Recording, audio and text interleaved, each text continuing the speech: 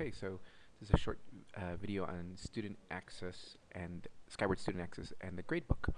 So what you have here, you'll notice that are your classes on the left side, and in case your class didn't appear this way, you can open up this little triangle here, and you could take a look at the individual assignments that are in that class as well, and you could see that this particular class has several more assignments down here that you can just click through them and see the grades on those as well. So for example, on this particular one, this student scored a 7, which is really great. If you want to click on it, you can get a few more details about that particular assignment and how you fared. Now, the one thing that's important to notice here is that this does not tell you why you got the grade. This is just a grade, and it's probably important for you to get a better idea of the feedback from your teacher.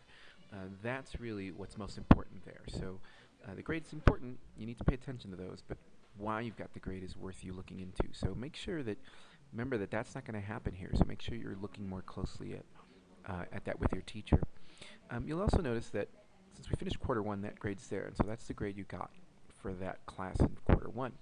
But for the grades that haven't finished yet, you see this little sort of grade book. If you click on it, you'll get an idea of how you're doing for that quarter.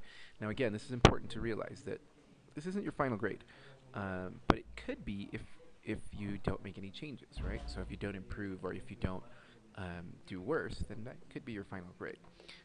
But just to give you an idea of where you're currently sitting at with that particular class, you can click on that little grade book and get an idea.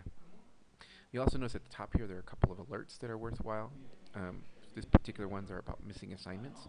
So again, you probably know about those, but having that reminder is probably going to help you get those in on time. So that's the gradebook.